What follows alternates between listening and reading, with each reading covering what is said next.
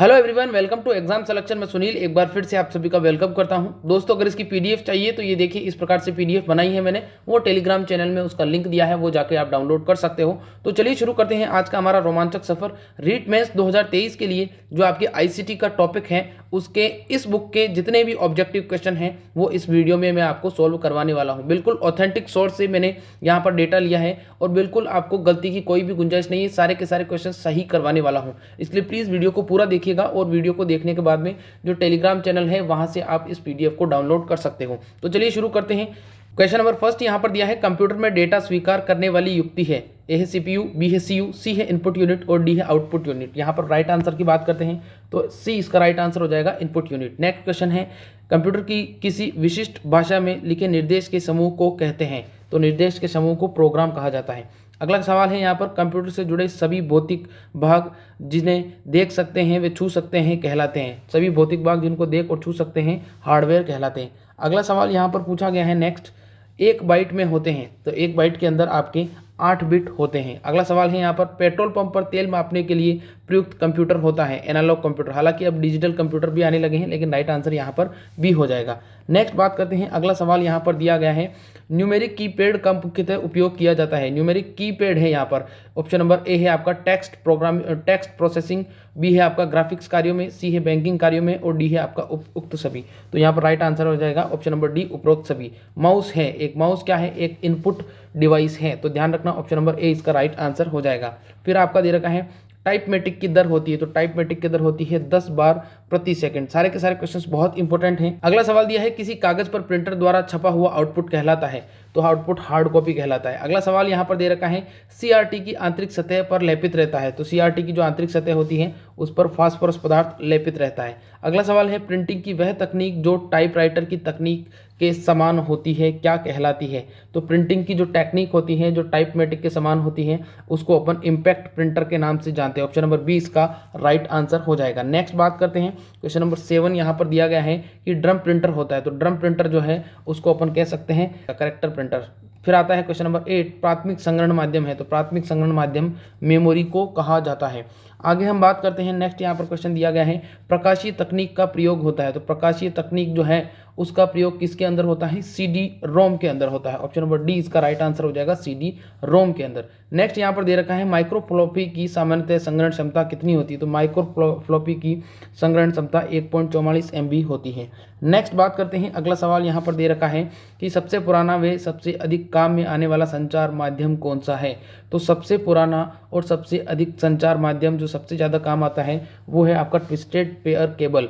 अगला है आपका VAN का अर्थ क्या होता है। तो VAN का अर्थ होता है यहाँ पर वाइड एरिया नेटवर्क। फिर अगला है यहाँ पर, निम्न में से कौन सा संचार माध्यम सबसे तीव्र है, यानी कि सबसे तेज गति से जिसका इस्तेमाल कर सकते हैं। तो ऑप्टिकल फाइबर, जिसका इस्तेमाल अभी नेट के अंदर 4G 5G के अंदर किया जा रहा है। अगला सवाल है यहाँ पर, निम्न में से कौन सा माध्यम धातु के तार से नहीं बना है। ए है आपका ट्विस्टेड पेयर, बी है आपका कोएक्सियल केबल, सी है आपका ऑप्टिकल फाइबर केबल और डी है उक्त में से कोई नहीं। तो यहाँ पर अपन राइट आंसर की बात करते हैं, क्वेश्चन नंबर 4 का राइट आंसर हो जाएगा उपरोक्त में से कोई नहीं।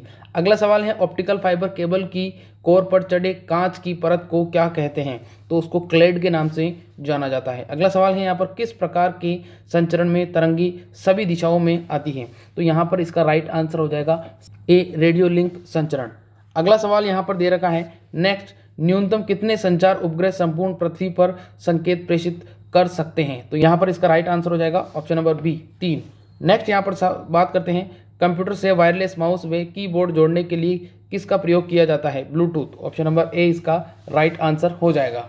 अगला सवाल है, एक छोटे क्षेत्र में फैले नेटवर्क को क्या कहा जाता है। इसके ऑप्शंस यहाँ पर दिए हैं। एक छोटे क्षेत्र में फैले नेटवर्क को अपन LAN के नाम से जानते हैं। ऑप्शन नंबर ए इसका राइट आंसर हो जाएगा। अगला सवाल यहाँ पर दिया है, इनमें से कौन सा संचार माध्यम है। तो संचार माध्यम की आप यहाँ पर बात करते हैं तो हब जो है वो संचार माध्यम है। अगला सवाल यहाँ पर दिया है, नेटवर्कों का नेटवर्क इंटरनेट कहलाता है। फिर इंटरनेट के लिए मानक तय करने वाला समूह क्या कहलाता है। तो W3C। फिर सबसे पहले सर्वप्रथम स्थापित किए गए इंटरनेट नेटवर्क का क्या नाम था। तो इसका नाम जो था वो था ARPANET। अगला सवाल यहाँ पर दिया है, सारे के सारे बहुत ही इंपॉर्टेंट क्वेश्चंस हैं और रीट एग्जाम के लिए बहुत ज़्यादा इंपॉर्टेंट है। अगला सवाल है यहाँ पर, वाईफाई हॉटस्पॉट वाला स्थान है तो ये शिक्षण संस्थान में भी होते हैं, होटल में भी होते हैं, एयरपोर्ट में भी होते हैं, तो यहाँ पर इसका राइट आंसर हो जाएगा उपरोक्त सभी। अगला सवाल है, कंप्यूटर पर इंटरनेट से सूचनाएं पहुँचाने वाला सॉफ्टवेयर क्या है? तो कंप्यूटर जो होता है वहाँ से सूचना पहुँचाने वाला जो सॉफ्टवेयर होता है उसको अपन ब्राउज़र के नाम से जानते हैं। अगला सवाल है, निम्न में से कौन सा उदाहरण ब्राउज़र का नहीं है? तो फेसबुक जो है वो एक ब्राउज़र नहीं है, वो एक सोशल नेटवर्किंग साइट है। अगला यहाँ पर सवाल दिया गया है क्वेश्चन नंबर 7, जिसके अंदर दिया गया है .com से तात्पर्य है, तो .com जो है वो एक प्रकार की व्यावसायिक संस्था है। अगला यहाँ पर दिया है, वर्ल्ड वाइड वेब की फेसबुक किसे कहते हैं? वर्ल्ड वाइड वेब की फेसबुक की बात करते हैं तो इसका राइट आंसर हो जाएगा domain name system, option number B इसका राइट आंसर हो जाएगा। नेक्स्ट, विद्यालयों के लिए मुफ्त में विज्ञापन, मुफ्त खोज की सुविधा प्रदान करने वाला सर्च इंजन कौन सा है? तो यह सर्च इंजन बिंग है। अगला सवाल है यहाँ पर, सर्वाधिक काम में ली जाने वाली इंटरनेट सेवा कौन सी है? तो सर्वाधिक काम में ली जाने वाली इंटरनेट सेवा ईमेल है। अगला सवाल है यहाँ पर क्वेश्चन नंबर, विंडोज में किसी फाइल को डिलीट करने पर वे फाइल कहाँ चली जाती है? वे फाइल रिसाइकिल बिन में चली जाती है। अगला है यहाँ पर, MS पेंट की फाइल का विस्तारित नाम क्या है? तो MS पेंट जो है उसकी फाइल का विस्तारित नाम है BMP, ऑप्शन नंबर ए इसका राइट आंसर हो जाएगा। अगला सवाल है, निम्न में से पॉइंटिंग डिवाइस कौन सी है? पॉइंटिंग डिवाइस की बात करते हैं तो option number A, B, C और D में से pointing device mouse, option number B इसका राइट आंसर हो जाएगा। विंडोज एक्सप्लोरर से जानकारी प्राप्त होती है कंप्यूटर की संरचना, फाइलों व फोल्डरों की। अगला है आपका डिलीट की गई फाइलों व फोल्डरों की, और सी है आपका कंप्यूटर की स्मृति। तो यहाँ पर बी इसका राइट आंसर हो जाएगा, फाइलों व फोल्डरों की जानकारी प्राप्त होती है। अगला है, विंडो की किस बार में फाइल विकल्प दिया गया होता है? तो विंडो के किस बार के अंदर दिया गया होता है? यहाँ पर बात करते हैं मेन्यू बार, ए इसका राइट आंसर हो जाएगा। विंडो की सबसे ऊपर वाली बार में कितने बटन्स होते हैं? तो जो विंडो है उसकी ऊपर वाली बार में 3 बटन होते हैं। कंप्यूटर को बंद करने की क्रिया क्या कहलाती है? बिल्कुल इजी है, शटडाउन के नाम से जाना जाता है। निम्न में से GUI पर आधारित ऑपरेटिंग सिस्टम कौन सा है? तो GUI पर आधारित ऑपरेटिंग सिस्टम विंडोज़ 98 और विंडोज़ XP है। बहुत ही इंपॉर्टेंट है, ध्यान रखना, ये सवाल आ सकता है। अगला सवाल यहाँ पर दिया है क्वेश्चन नंबर नेक्स्ट, निम्न में से कौन सा वर्ड प्रोसेसर है? तो वर्ड प्रोसेसर की बात करते हैं तो यहाँ पर हो जाएगा माइक्रोसॉफ्ट वर्ड, वर्ड स्टार और वर्ड परफेक्ट। तो यहाँ पर उपरोक्त सभी इसका राइट आंसर हो जाएगा। वर्ड प्रोसेसर में कर सकते हैं अक्षरों के आकार को छोटा बड़ा, बिल्कुल कर सकते हैं। पेज में हेडर फुटर डाल सकते हैं, बिल्कुल डाल सकते हैं। शब्दों की स्पेलिंग जांच सकते हैं, बिल्कुल जांच सकते हैं। उपरोक्त सभी इसका राइट आंसर हो जाएगा। अगला सवाल यहाँ पर दिया है, रूलर क्या काम आता है? रूलर की बात करते हैं अक्षरों को गहरा करने के, पेज का मार्जिन निश्चित करने के लिए, पेजों को आगे पीछे करने के लिए, या उपरोक्त सभी। तो यहाँ पर इसका राइट आंसर हो जाएगा उपरोक्त सभी।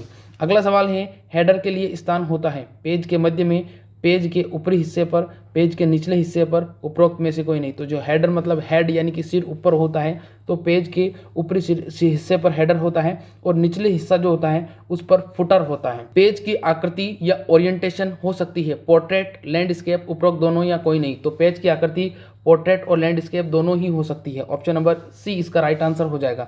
चित्रात्मक प्रस्तुतिकरण हेतु उपयोगी होता है एक्सेस, एक्सेल, पावर पॉइंट या उपरोक्त सभी। तो पावर पॉइंट पे ही प्रेजेंटेशन लिया जाता है, जिसी को अपन चित्रात्मक प्रस्तुतिकरण या प्रेजेंटेशन के नाम से जानते हैं। ये सारे के सारे इंपॉर्टेंट क्वेश्चन हैं। अगला सवाल है यहाँ पर क्वेश्चन नंबर 7, जिसके अंदर दिया है स्लाइड लेआउट मुख्यतः कितने प्रकार के होते हैं? तो 4 प्रकार के होते हैं।